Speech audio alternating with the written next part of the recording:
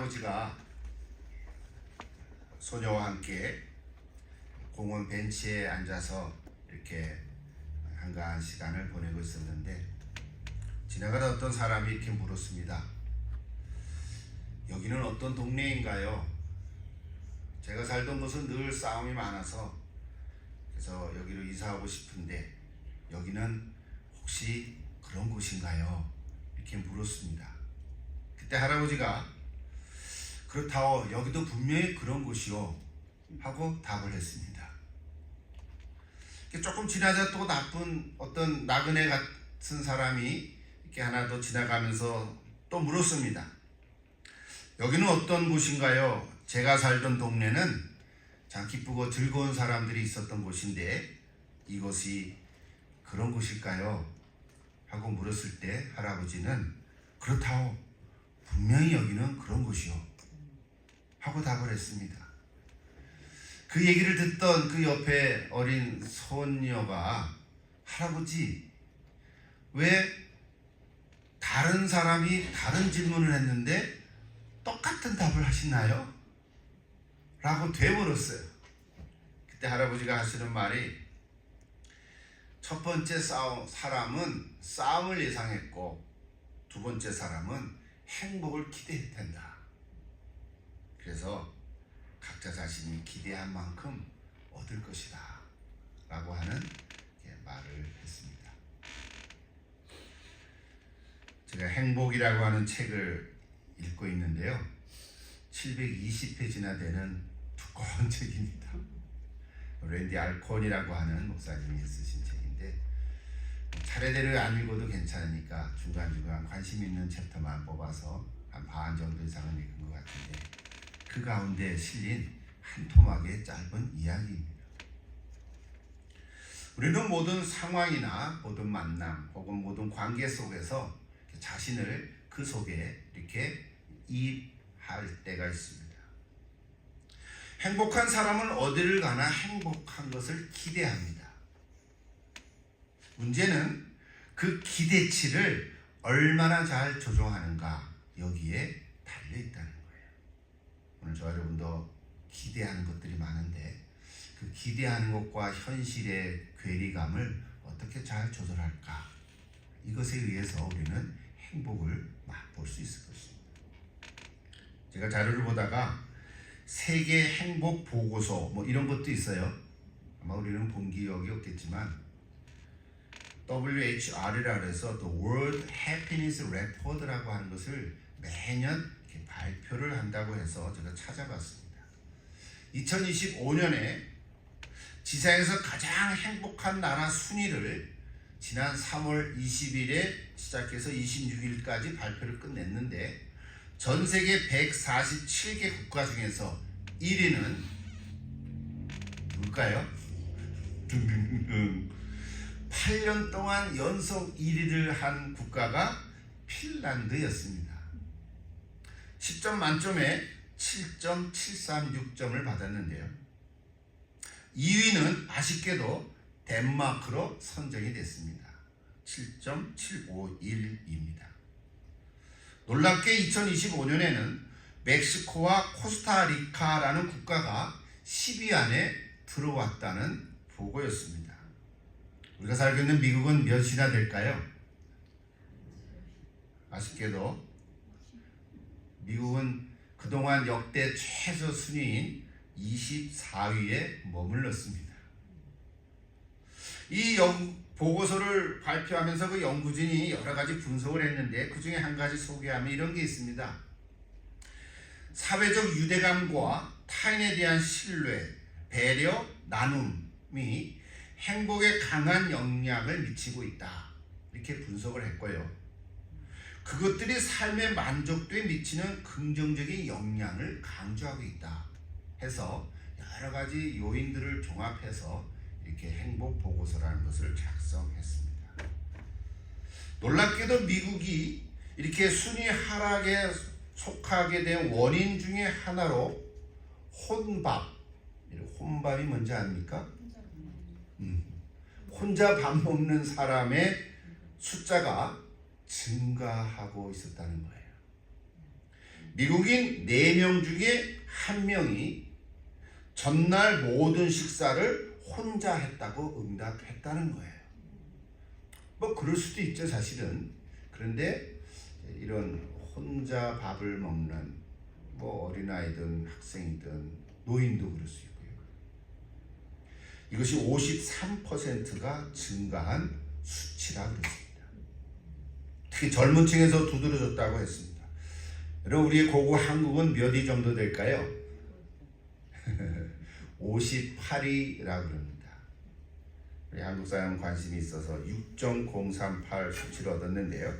2021년에는 62위, 그 다음에는 59위, 57위, 그 다음 작년에는 52위까지 조금씩 올라갔는데 올해 2025년도에는 6단계나 더 떨어졌다고 보고를 했습니다.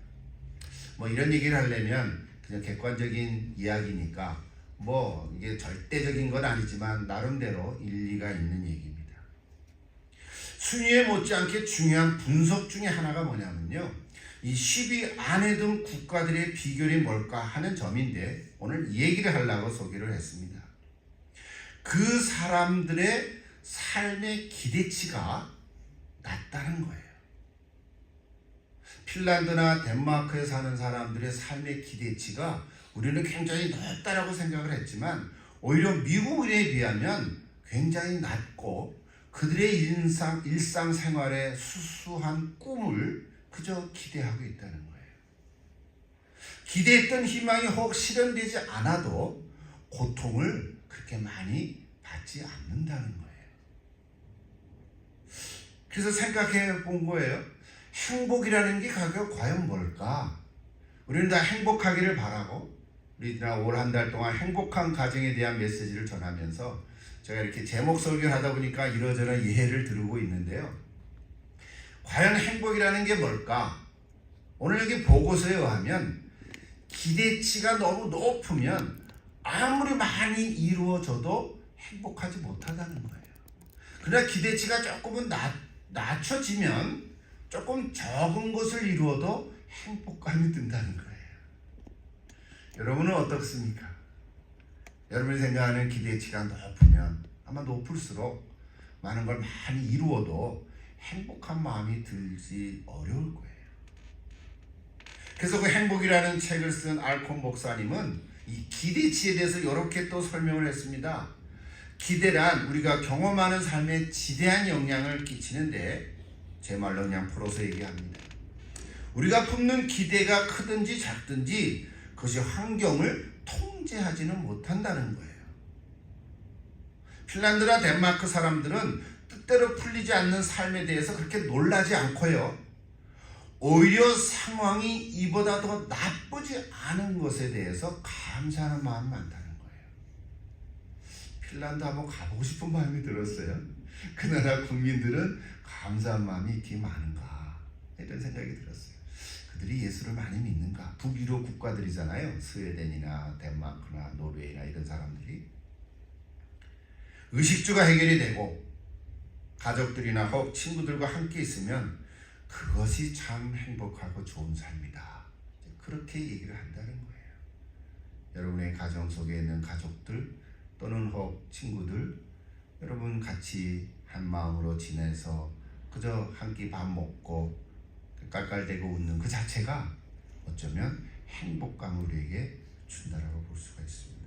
그래서 결론은 우리가 말하는 그 기대가 내가 살고 있는 삶의 현실사에서 분명한 차이는 다 있겠지만 내가 사는 삶 그 자체 속에 어느 정도 조절을 할 수 있는가? 여러분 오늘 그런 지혜가 오늘 우리에게 있기를 기도합니다. 내가 소개한 김에 이렇게 두 분 신학자를 한 번 더 소개하고 싶은데요. C.S. 루이스 우리가 잘 알죠? 유명한 신학자인데요. 기독교에 대한 질문과 답변이라는 글에서 이렇게 말했습니다. 이 세상을 순전히 우리의 행복을 위해서 존재하는 곳으로 생각하는 사람이 있다면 그는 아마도 견디기 힘들 것이다. 이 세상은 아무리 행복을 누린다 해도 그것이 만족이 없다는 거죠. 우리 아까 찬송가 부를 때 거기서 불렀잖아요. 이 천국이죠. 천국 같은 가정. 그 천국 같은 가정을 여러분 가정 속에서 이루기를 기도합니다.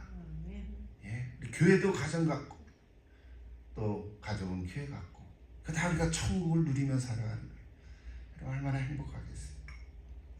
한 분의 글만 더 인용할게요. 리차드 칼슨이라는 박사가 행복의 원칙이라는 책을 썼는데요. 이렇게 말했어요. 결국 행복을 느끼는 유일한 길은 자신이 생각하는 행복의 요건에 집착했던 것을 그만두고 지금 가지고 있는 것으로 만족하면 행복해진다. 당연한 얘기 같아요. 그죠? 네, 당연한 얘기예요. 그런데 우리는 많은 경우에 대부분의 사람들은 정반대로 한다는 거예요. 내가 이것만 있으면 행복해질 텐데. 내가 이런 사람의 모습이라면 좀 더 행복해질 텐데. 내 주변의 사람들이 저렇게만 해주기만 한다면 그러면 나는 행복할 텐데 라고 생각한다는 거예요. 우리도 종종 그렇지 않습니까? 이것만 더 있으면 행복할 텐데. 저들이 이렇게만 대해주면 행복할 텐데. 우리 그런 생각을 종종 합니다. 근데 칼슨 박사가 제시한 그 행복의 원칙, 그 원리가 바로 오늘 사도 바울도 우리에게 전해주는 말씀이 있습니다. 그것이 바로 오늘 읽은 빌립보서 4장 10절부터 13절의 말씀이에요. 짧지만 결론부터 한 마디로 얘기하면 뭘까요? 자족의 비결이라는 거예요. 자족함이 있으면 어떤 형편과 처지에 있더라도 행복하다는 거예요. 당연하지요? 당연하지요. 바울도 사실은 배고픔과 궁핍보다는 배부름과 풍부를 더 좋아했을 수도 있어요. 그렇지 않습니까? 일부러 배고파할 필요는 없지 않습니까? 그런데 바울은 배고픔과 궁핍도 그리고 배부름과 풍부도 다 괜찮다는 거예요. 이게 비결이죠. 자신이 원하고 기대하는 것에 그렇게 집착하지 않았다는 것입니다. 그래서 그의 자족은 이 세상 사람들이 얘기하는 많은 학자들도 얘기를 하고 아까 소개했던 보고서에도 얘기하고 많은 그 분석도 하지만 결국은 우리는 하나님이 주신 말씀이 있는데 그 말씀을 붙들고라도 그 말씀에도 똑같은 원리를 우리에게 전해주고 있습니다. 근데 그 자족의 비결은요, 그리스도 안에 있을 때 가능하다는 거예요. 이것이 오늘 하나님의 메시지입니다. 그리스도 안에 있으면 그 자족의 비결은 영원하다는 거예요. 이게 핵심이죠. 세상 사람들은 나름대로 행복을 하기도 하지만 또 그렇지 않기도 하거든요. 상황에 따라서 달라지는데 오늘 저와 여러분은 그리스도 안에 있으면 이 행복은 지속될 수 있다는 거죠. 여러분 그걸 원하지 않습니까? 그래서 다 그렇게 되기를 바랍니다. 왜냐하면 예수 그리스도는 변함이 없으시기 때문에 변함이 없으신 그리스도를 우리는 믿고 신뢰하기 때문에 그렇습니다. 그러므로 우리의 행복이 그리스도 안에 있으면 그 행복은 잃어버릴 수가 없습니다. 혹 어려움은 있더라도 어려움 속에서도 행복을 잃어버릴 수는 없다는 거예요. 왜냐하면 예수 그리스도를 잃어버릴 수 없기 때문에 그렇습니다. 여러분 예수님을 잃어버리겠습니까? 우리는 예수님을 잃어버릴 수가 없습니다. 여러분 예수가 변함이 없으신 것을 믿으십니까? 네. 그렇다면 우리는 늘 행복할 수 있습니다. 여러분 다 행복한 사람이 되기를 바라고 여러분 가정에 다 행복한 가정이 되기를 축복합니다. 우리 올 한 달 동안 하나님의 선물 행복한 가정이라는 주제 설교를 해왔는데 참 다루고 싶은 제목들이 참 많습니다. 이렇게 생각해보니까 1년 내내 해도 좋을 것 같기도 합니다. 좀 아쉽긴 하지만 오늘 마무리를 하는데, 오늘 제목은 그래서 행복한 가정을 위한 비결, 뭐 이런 제목입니다. 지난주 행복한 가정을 위한 기도 이렇게 했는데, 사실은 그 두 개가 다 연결되어 있습니다. 복음을 위한 일에 참여한 가족들의 교제를 통해서, 그리고 하나님의 은혜에 참여한 가족들의 교제를 통해서 우리는 행복한 가정을 이룰 수 있다고 기도했는데, 동시에 오늘 그 비결을 우리 한번 생각하면서 더 확실하게 확증될 수 있으면 좋겠습니다. 오늘 본문의 핵심은 두 가지인데요, 11절과 12절에 있습니다. 간단하죠? 11절 먼저 한번 다시 볼까요? 4장 11절입니다. 내가 궁핍함으로 말하는 것이 아니니라 어떠한 형편에든지 나는 자족하기를 배웠다. 물론 앞뒤 성경 구절을 읽으면 지금 사도 바울이 빌립보 교회 성도들에게 너희들이 내가 어려웠을 때 이렇게 돈을 모아서 헌금으로 나한테 지원해 준 건 너무너무 고맙다. 에바브로디도 통해서 내가 오게 했을 때도 도와준 걸 너무 고맙다. 즉 그 얘기를 계속 하는 가운데 저 말씀을 한 거니까, 구체적으로는 그 궁핍하다는 말이 내가 지금 성기 헌금이 부족해서 하는 말이 아니다, 그렇게 해석은 하는 거예요. 그러나 우리가 딱 떼서 오늘은 행복한 가정에 초점을 맞춰서 얘기를 하는 거니까, 핵심은 자족하기를 배웠다는 데 있어요. 자족이라는 단어를 꼭 기억하십시오. 자족, to be content, 영어로 그렇게 되어 있죠. 헬란말 하나 소개하면 아우타르케스라는 단어를 썼어요. 아우타르케스, 이거는 그냥 만족 이런 뜻이에요. 근데 원래 이 단어는요, 헬라 철학에서는 자급자족 혹은 독립이라는 의미로 쓰여졌습니다. 이 단어 자체가 아우타르케스. 근데 철학 얘기하면 좀 어렵잖아요. 골치 아픈데 한 가지만 소개를 할게요, 이해하기 위해서.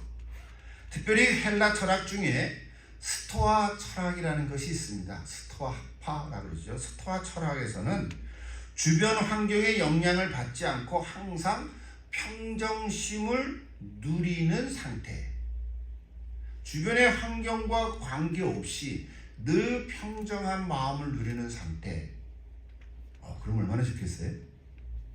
그것이 바로 자족이다, 이렇게 말한 거예요. 아우타르케스.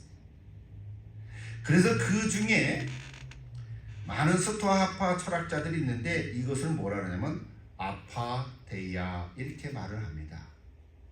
어쨌든 오늘 사도 바울은 저 자족이라는 단어가 원래 철학자들이 썼던 단어인데 그 단어를 이용해서 오늘 성경 말씀으로 우리에게 전해주고 있는 거예요. 같은 단어지만 단순히 철학적으로 깨달음을 통해서 얻는 만족이 아니라 그리스도 예수 안에 있을 때 자족함을 누릴 수 있다고 지금 바울은 선포하는 것입니다. 여기 하나님의 메시지가 있습니다. 그 메시지는 나중에 조금 더 우리 가서 한번 자세하게 말씀을 드리겠고요. 제가 저 11절을 메시지 성경에 보니까 저렇게 의역을 했어요. 조금 쉽게. 이제 나는 나의 형편이 어떠하든지 간에 정말로 만족하는 법을 배웠습니다. 나는 적은 것을 가지고도 많은 것을 가진 것처럼. 저 말이 재밌죠? 적은 것을 가지고도 많은 것을 가진 것처럼 행복하고, 원래 우리가 읽은 개혁 성경에는 행복이라는 단어는 안 나오는데 유진 피터스는 행복하고 이렇게 번역을 했어요. 많은 것을 가지고도 적은 것을 가진 것처럼 행복합니다. 여러분 저거 이해할 수 있겠습니까? 뭐 굳이 많이 해석을 할 필요는 없겠지만 적은 것을 가지고도 많은 것을 가진 것처럼 행복하다, 그 말은 우리가 쉽게 이해가 돼요. 그렇잖아요. 적은 것을 가진 건데도 많은 것 같은 처럼 나는 행복합니다, 이렇게 하는데, 거꾸로 많은 것을 가지고도 적은 것을 가진 것처럼 행복하다는 말을 이해합니까? 조금 이상하지요?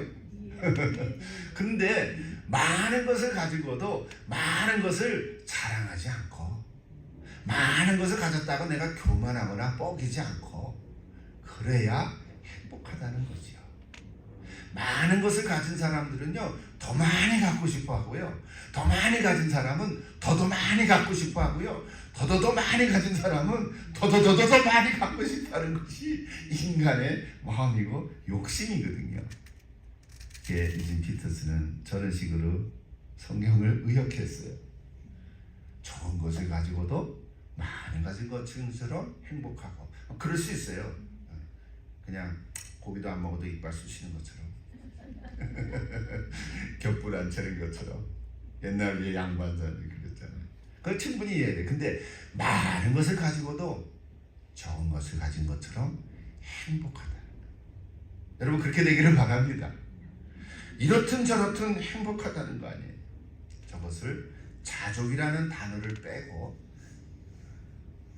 유진 피터스는 저렇게 해석을 했습니다. 여러분 다 자족하기를 바랍니다. 한 가지 더 12절을 보십시오. 12절에 보면 저렇게 썼어요. 나는 비천에 처할 줄도 알고 북부에 처할 줄도 알아. 모든 일 곧 배부름과 배고픔과 풍부와 궁핍에도 처할 줄 아는 일체의 비결을 배우노라 그랬어요. 저것도 메시지 성경을 보니까요 저렇게 썼어요. 뭐 같은 의미죠. 내가 배부르거나 굶주리거나 많이 가졌거나 빈손이거나 행복하게 살 수 있는 비결을 찾았습니다. 역시 행복한 단어를 쓰면서 비결을 찾았다는 거예요. 근데 영어로 보세요. 너무 재미난 영어 단어 썼어요. 뭐라고 썼어요? I found the recipe. 레시피를 어디서 주로 쓰는 거예요? 음식을 만들 때 쓰는 용어가 레시피잖아요. 오늘도 우리가 맛있는 밥을 먹을 때 여러분 다 맛있는 음식을 준비할 때 레시피 따라서 쓸 거 아니에요. 크리에이티브한 레시피도 많고요. 얼마나 맛있는지요. 행복하게 살 수 없는 비결, 그 레시피라는 단어를 썼어요. 근데 사실은 저 단어는 또 영어로 보면 시크릿이라는 단어도 썼어요. NIV에는 시크릿, 비밀이라는 뜻이에요. 비결인데 비밀이에요. 이것도 좀 보니까 원래 저 단어는요 신비 종교의 입문에서 배우는 비밀을 말할 때 사용하곤 했다는 거예요. 어떤 원리라기보다는 우리는 비결 하니까 어떤 원리를 생각하는데 사실은 비밀이라는 거예요. 비밀에 가까운 단어예요. 여러분의 동양 사상에서는 비법 전수라는 말을 쓰죠. 비법을 전수해 줍니다. 뭐 어떤 태권도를 한다든지, 그죠? 뭐 쿵우를 한다든지 그런 걸 다 도가 높은 사람들은 비법을 전수해 줍니다. 바둑을 또 잘 두는 사람은 또 비법을 전수해 주기도 하죠. 그럴 때 쓰는 일종의 비밀, 비결이라는 거죠. 자족하는 삶을 배웠다. 이건 도가 텄다는 거예요. 우리 신앙인으로서 보는 아주 숭고한 데 이르는 것을 의미합니다. 여러분 저 비밀을 터득했습니까? 비밀을 터득한 것이 있습니까? 우리 있지요. 그런데요 어떤 사람은 비천에 처할 때는 신앙생활을 잘 하다가 좀 부귀해지면 교만해져서 신앙을 잃어버리는 경우도 있고, 또 반대로 어떤 사람은 풍부할 때를 잘 믿다가 가난해지면 낙심해서 또 주님을 떠나는 경우도 있어요. 뭐 많은 사람은 안 그렇겠지만 케이스들은 다 있을 수 있죠. 풍부에 처할 줄을 배우지 못했고 비천의 길을 배우지 못한 것이죠. 근데 바울은 두 가지 길을 다 배웠다는 거예요. 바울이 배웠으니까 오늘 저와 여러분도 배울 수 있지 않겠습니까? 여러분도 또 두 가지 길을 다 배울 수 있기를 기도합니다. 바랍니다. 여러분 다 또 두 가지 일체 비결을 배우십시오. 우리는 살아가면서 일상생활 속에서 공술의 공수거라는 단어를 종종 쓰죠. 그 말 무슨 말인지 아시죠? 공술의 공수거. 빈손으로 왔다가 빈손으로 간다. 빈손으로 태어났다가 빈손으로 죽는다는 거죠. 아무것도 가져갈 수 없다. 뭐 당연한 얘기죠. 근데 원래 저 공술의 공수거라는 말은 원래 부처님이 하신 말씀은 아니세요.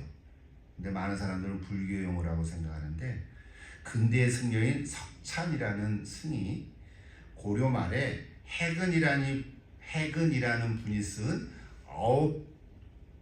9줄이라고 할까요? 공술의 공수거가 한 절이라면 그걸 9개의 시를 썼는데 그 중에 하나인 거예요. 그것을 불교 의식집인 성문의 법의 영가 법문에 정리해서 수록됐기 때문에 저거는 뭐죠? 부처님이 말씀하신 거다 이렇게 얘기하는데 사실은 그런 건 아니에요. 어쨌든 공술의 공수거는 인생의 덧없음을 얘기하잖아요. 우리도 그렇게 생각하는 분이 혹 계실 수도 있어요.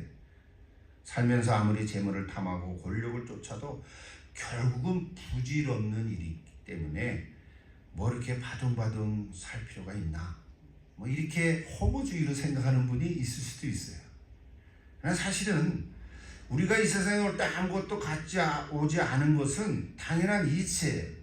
이거는 하나님께서 우리에게 주시는 삶의 원리입니다. 꼭 세상 사람들이 저렇게 얘기하지 않아도 분명히 성경에 기록되어 있어요. 여러분 디모데전서 6장 8절에 보면 사도 바울이 디모데에게 저렇게 말했죠. 우리가 먹을 것과 입을 것이 있은즉 족한 줄로 알 것이니라. 여러분 그렇습니까? 먹을 것과 입을 것이 있은즉 족한 줄로 알 것이니라. 당연한 건데 우리 집에 가보면 냉장고에 먹을 것이 한 달치는 있을 것 같아요. 조금씩 빼먹어도. 그렇죠? 또 옷장에도 보면은 입을 옷이 뭐 1년에 입어도 부족하지 않을 만큼 있을 수도 있어요. 그렇다고 우리가 만족이 없어서 그런 건 아니죠. 오늘 저 여러분은 꼭 먹을 것, 입을 것 그것 때문이 아니에요. 그 다음 얘기가 중요해요. 그래서 자, 9절 같이 읽어보십시다.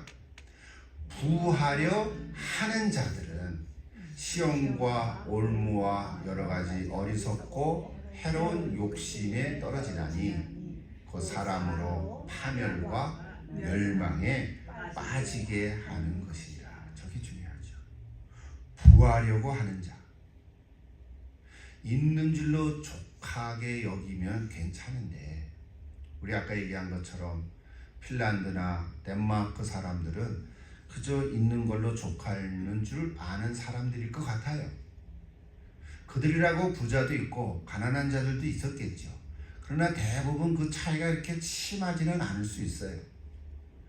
너무 가난한 사람도 없고 너무 부자도 없을 수도 있어요. 그래서 부하려 하는 것 자체가 사실은 경고했죠.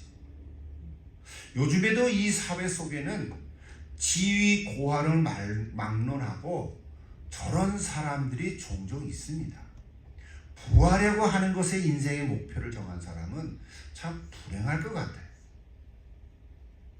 부끄러운 것은 오늘날의 지도자들 중에도 그런 거고 있고 심지어는 교회 지도자들 중에서도 자족하는 삶을 터득하지 못한 경우도 종종 볼 수 있어요.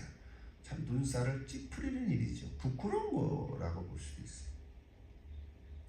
청빈한 삶을 실천하지 못함으로 참 사회에 대한 교회 역할을 잘 감당하지 못한 거죠.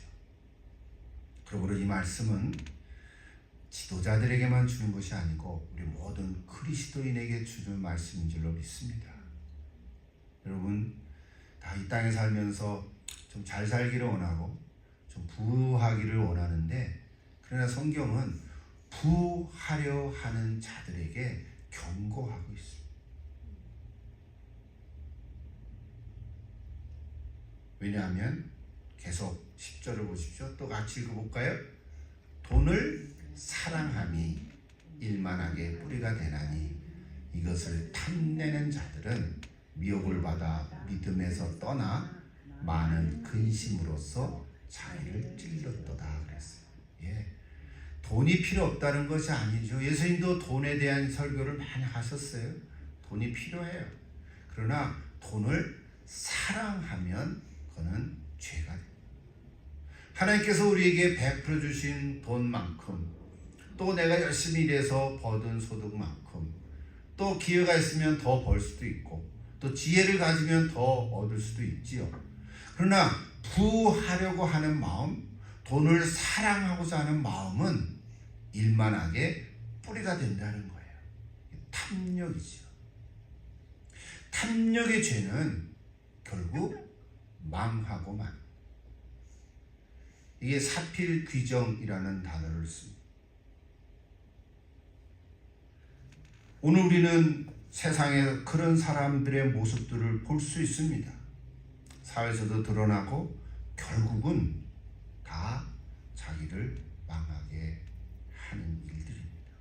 우리는 그들의 모습을 보고 저런 탐욕에서 벗어나서 오히려 염려하지 않는 삶으로 살아가는 줄로 믿습니다. 여러분, 염려하지 마십시오. 힘들고 어려움이 있더라도 너무 염려하지 마십시오. 우리 예수님께서도 제자들에게 이런 말씀하셨잖아요. 그러므로 내가 너에게 이르노니 목숨을 위하여 무엇을 먹을까 무엇을 마실까 몸을 위하여 무엇을 입을까 염려하지 말라. 목숨이 음식보다 중하지 아니하고 몸이 의복보다 중하지 아니하다. 우리 잘 알고 있죠. 예수님도 잘 알고 계세요. 염려란 높은 기대와 낮은 통제의 산물이라고 멋진 말을 했습니다. 염려는 행복한 삶에 전혀 도움이 되지 않습니다. 여러분, 딱정벌레처럼 우리의 삶을 해치고 통증을 일으킵니다. 제가 그 책을 찾을 수가 없었는데요. 제가 학생 때 손바닥만한 책을 하나 얇은 한 50페이지 만에 한 70페이지밖에 안 되는 짧은 책이었는데 제목이 뭐냐면 염려하지 말라는 책이었어요. 근데 첫 페이지를 딱 넘기니까 거기에 수십 가지의 질병을 쫙 열거를 해놨어요. 다 염려로부터 시작된 병이라는 거예요. 현대 의학적 용어로 얘기하면 신경성 두통, 신경성 위장병, 다 앞에 신경성이 다 붙는 병들이라는 거예요. 그러면서 염려는 딱정벌레와 같다. 그거 하나 기억을 해요. 근데 그런 책이 지금은 안 나오는 것 같고, 어쨌든 여러분 염려하지 마십시오. 염려하지 마십시오. 근데 대부분의 염려는요, 아직 일어나지 않은 일들에 대해서 염려하는 거예요. 일어난 일에 대해서 염려하는 게 아니라 아직 일어나지 않은 일에 대해서 염려하는 거예요. 대부분이 다 그래요. 99%가. 어떤 사람들은 좋은 일이 생겨도 염려해요. 왜? 좋은 일이 생기면 곧 나쁜 일이 생길 거야 하면서 염려해요. 이게 징기스야 이러면서 염려하는. 참 왜 그래요? 왜? 좋은 일이 생기면 감사하고 기뻐하면 되죠. 그러다가 또 나쁜 일이 생길 수도 있겠죠. 그러면 나쁜 일이 생기면 그걸 해결을 하도록 하지 염려해서 해결되는 게 아니거든요. 또 어떤 사람은 나쁜 일이 생기면 그보다 더 나쁜 일이 생길까 또 염려를 해요. 여러분, 염려하지 않기를 바랍니다. 정말이지 염려는 백해무익합니다. 예수님 말씀하셨잖아요. 염려하지 말라고. 여러분, 절대로 염려하지 말기를 다짐하십시오. 아멘. 염려하지 마십시오. 어떤 형편에 처하든지 염려하지 마십시오. 염려는 사탄으로부터 오는 생각입니다. 어떡하지? 걱정할 수는 있죠. 그러나 염려하지 말고 뭐라 그랬어요? 기도하라 그랬잖아요. 빌보전서 4장 그 말씀도 나누지 못했지만 염려하지 말고 기도하라. 염려는 행복을 빼앗아갑니다. 그리고 기도도 빼앗아가고 결국 하나님의 은혜에 머물지 못하게 합니다. 자격 없는 우리를 한없이 사랑하시는 주님을 바라보십시오. 자격 없는 우리를 한없이 사랑하시는 주님을 바라볼 때 우리는 행복할 수 있습니다. 날마다 주님만을 바라보는 온 가족이 되시고, 그리하면 행복한 가정이 될 줄로 믿습니다. 너무 당연한 얘기만 해서 재미는 없죠? 맞아 옳거니. 그래서 마지막으로 한 가지, 이런 자족의 원리는 어디서부터 올까? 우리 13절을 같이 읽고 마칠까요? 빌립보서 13절 다 같이 읽으십시다. 내게 능력 주시는 자 안에서 내가 모든 것을 할 수 있느니라. 아멘. 여러분, 저 기절 너무 좋아하시죠? 4장 13절 내게 능력 주시는 자 안에서 내가 모든 것을 할 수 있느니라. 그래서 I can do all things through him who give me strength. 그런데요, 저 구절을 한 절만 딱 떼서 읽은 사람은 후반부에 방점을 찍죠. 내가 모든 것을 할 수 있느니라. 내가 슈퍼맨이 될 수 있느니라. 이렇게 생각할 때가 많아요. 근데 사실은요, 저 구절은 내가 슈퍼맨이 되겠다고 약속하는 말씀이 아니에요. 내게 능력 주시는 자 안에서 내가 모든 것을 할 수 있다고 해서 내가 예수 안에서 슈퍼맨이 되는 얘기를 하는 것이 아니라, 어떠한 속에서도 어떠한 상황 속에 있다 하더라도 내가 그리스도 안에서 만족할 수 있다는 말씀이에요. 어떤 상황 속에 있더라도 그리스도 안에서 내가 자족할 수 있다 하는 구절이에요. 이거는 결국 믿음의 선택. 행복은 그리스도 안에 있을 때 오는 것입니다. 행복한 가정은 그리스도 안에 있을 때 누릴 수 있습니다. 온 가족의 행복은 예수 그리스도 안에 있을 때 경험할 수 있습니다. 유진 피터스는 어떻게 번역했는지 오늘 제가 유진 피터스 성경을 자주 인용하는데요. 마지막 한 번 더 읽어보십시다. 너무너무 은혜가 돼서 제가 같이 읽을까요? 내가 가진 것이 무엇이든지 내가 어디에 있든지 나를 지금의 나로 만들어 주신 분 안에서 나는 모든 것을 해낼 수 있습니다. 저기 어디 내게 능력 주시는 자 안에서 내가 모든 것을 할 수 있다는 말이 있나요? 그게 아니라 내가 가진 것이 무엇이든지, 그것이 크든 적든, 내가 어디에 있든지, 어떤 형편에 처해 있든지, 궁핍한 데 있든지 풍부한 데 있든지 어떤 상황 속에 있든지, 그게 조건이고, 그 다음 내가 모든 것을 할 수 있다는 말을 저렇게 의역했어요. 저거를 제가 찾아보는데 막 두근두근거려요. 나를 지금의 나로 만들어 주신 분, 예수 그리스도. 우리는 예수님에 대해서 많은 것을 표현해서 예수님은 하나님이시고 나를 공급해 주시는 분이고 나의 주님이시고 나의 구세주시고, 그런데 저 구절을 빌립보서 4장 13절을 암송했기 때문에 다른 번역들을 많이 안 봤는데 메시지 성경을 요번에 보게 되니까 나를 지금의 나로 만들어 주신 예수 그리스도 안에서 나는 모든 것을 할 수 있다고 고백한 것. 곰곰이 묵상하면 할수록 더 맛이 나요. 지금의 나로 만들어주신 예수님. 나이가 먹으면 먹을수록, 우리 여제 드신 분들이 많지만 나이 듦에 또 책도 있어요. 김돌길 교수가 썼는데요. 나이 듦이 아름답다. 나이를 먹으면 먹을수록 지금의 나로 만들어주신 예수 그리스도, 그분에 의해서 나의 나됨을 내가 발견하게 되는데, 그것을 그 안에서 나는 모든 것을 할 수 있다는 거예요. 내가 슈퍼맨이 된다는 얘기가 아닌 거예요. 그래서 고린도서 15장 10절 말씀이 또 생각이 났잖아요. 사도 바울의 내가 나 된 것은 하나님의 은혜로 된 것이다. 내게 주신 그의 은혜가 헛되지 아니하여 내가 모든 사도보다 더 많이 수고했으나 내가 한 것이 아니요 오직 나와 함께 하신 하나님의 은혜로라. 아멘. 아멘.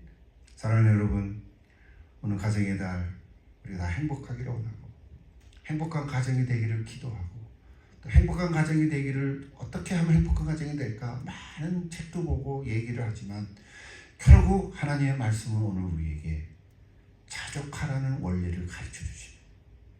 자족하라는 것도 이제 알아들었어요. 세상 사람들도 그런 얘기를 많이 하니까. 그럼 어떻게 하면 자족할 수 있을까? 결국 예수 그리스도 안에서. 근데 그 예수 그리스도 안에서의 그 예수님은 뭐라고 표현했냐면 나의 나됨. 아까 뭐라 했죠? 피터슨의 번역, 나를 지금의 나로 만들어 주신 분. 2025년 5월 가정의 달, 지금 현재의 나의 모습으로 만들어 주신 그분 안에서, 작년의 내가 아니라, 내년의 내가 아니라, 10년 전의 내가 아니라, 5년 후의 내가 아니라, 지금 나의 나로 만들어 주신 그분 안에서 나는 모든 것을 할 수 있다는 얘기예요. 여러분, 그렇게 되기를 기도합니다. 그것이 하나님의 은혜라는 것이에요. 여러분, 어떤 형편에 있든지, 나는 지금 병들어서 지금 골골하고 있을 수도 있고요, 또는 우리 가족 중에 누가 지금 어려움에 처할 수도 있어. 또 그럼에도 불구하고 나를 지금의 나로 만들어진 그분 안에서, 우리의 가족 안에서, 가정 안에서 나는 모든 것을 해낼 수 있다는 것입니다. 그렇게 되기를 바랍니다. 그렇게 되면 이제 도 같은 것입니다. 나의 나됨은 하나님의 은혜로 된 것이다. 얼마나 아름답습니까? 주름살이 많이 돼도 아름답습니다. 나이가 하나에도 먹어도 아유 이제 어떡하나, 아니요, 그게 바로 하나님의 은혜된 나의 모습인 줄 믿습니다. 여러분, 오늘 말씀 마음에 새기시고 행복한 가정 누리시기를 축복합니다.